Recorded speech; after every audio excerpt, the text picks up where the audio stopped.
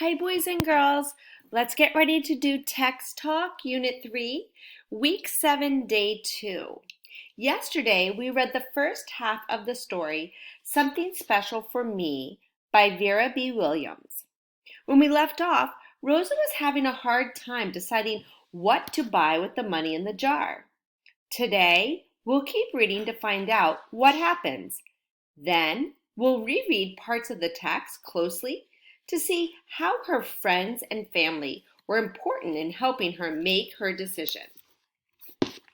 Let's begin where we left off. But I started to cry. What if I can't ever decide? What if I end up with no birthday present at all? What if even my next birthday comes and I still can't decide? Mama wiped my tears. Don't worry, she said. You have a few days yet till your birthday. Let's stop in the Blue Tile Diner and have a treat while you think about it some more.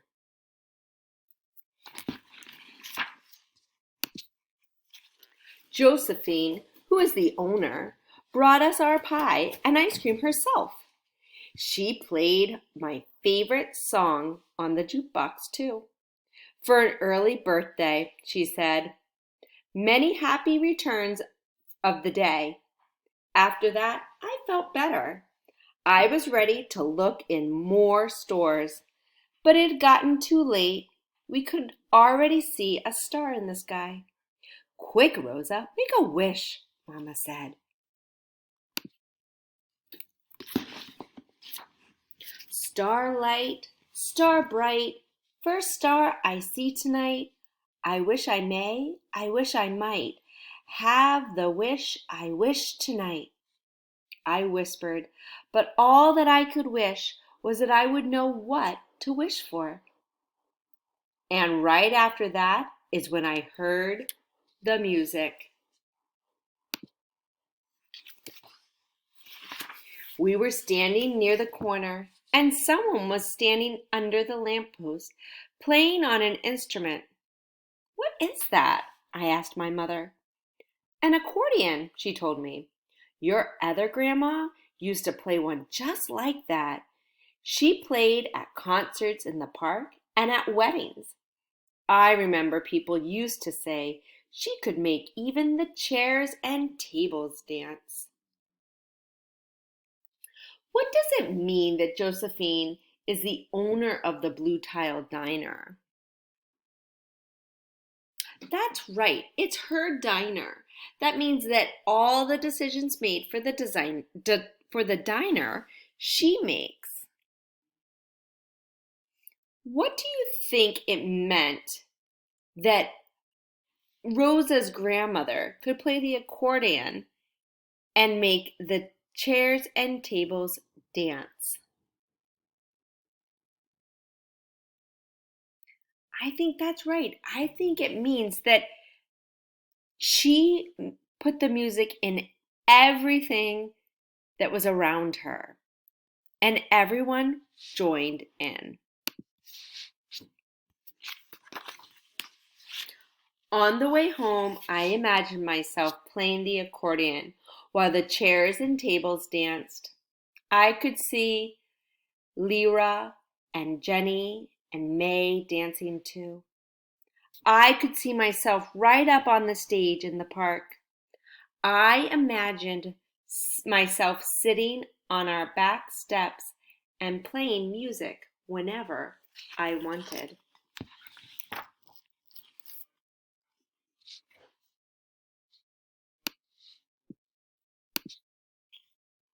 On my birthday, Grandma and Aunt Ida and Uncle Sandy and I took the money and went to meet Mama at the music store.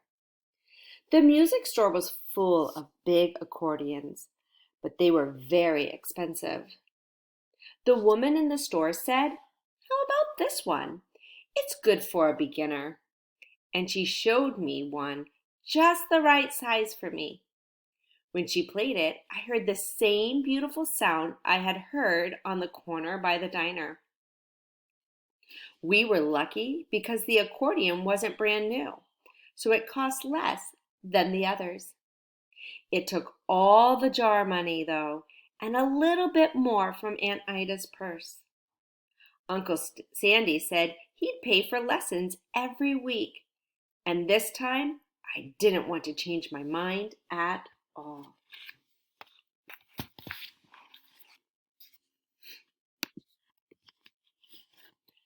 Next morning, I was sure I had chosen exactly right. Through the door, I could see our chair. I could see our big jar with just one dime in it for good luck. Grandma and Mama were making breakfast in the kitchen.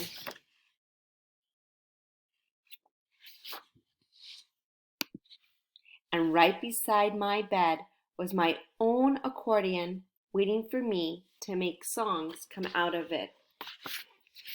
Boys and girls, if something has value to someone, then it's important to that person. I want you to think about the words and the image or illustration on this page. How does it show the value of the accordion for Rosa?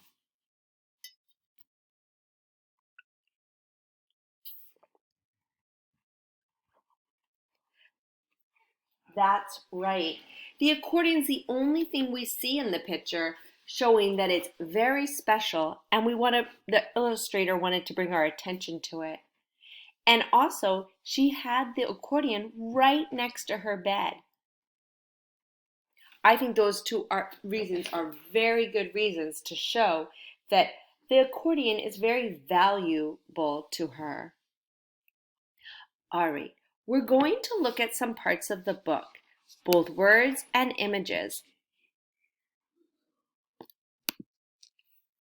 And I want you to think about this as we do it. How are Rosa's friends and family important in helping her make her decision? Okay. Think about that as we look at different pictures and words from the book. We have this picture. Remember this picture where Rosa heard the man playing the accordion? Do you remember what the words were that went with this? Let's look at them. We were standing near the corner, and someone was standing under the lamppost playing an instrument. What is that? I asked my mother. An accordion, she told me. Your other grandma used to play one just like that. She played at concerts in the park and at weddings. I remember people used to say she could make even the chairs and tables dance. What was special about how Rosa's other grandmother played the accordion?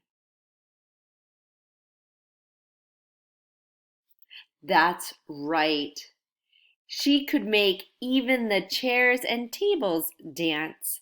Those words in the text help us know how special it was and how she played the accordion.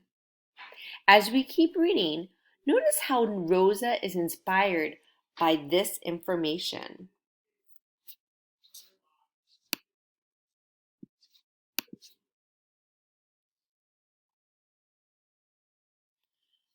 On the way home, I imagined myself playing the accordion while the chairs and tables danced.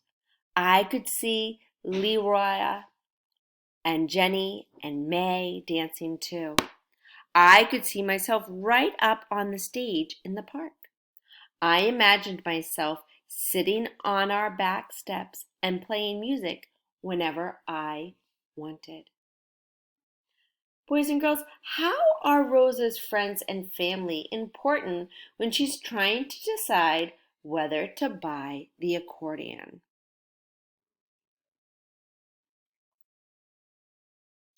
That's right. She's thinking about how they will enjoy the accordion as well. Look at this illustration. What does this illustration tell us about how Rosa feels about her friends and family? That's right. Her friends and family are very important to her, and she wants them to enjoy the music that she plays just as much as she does. And that's why her friends are shown in all of these pictures.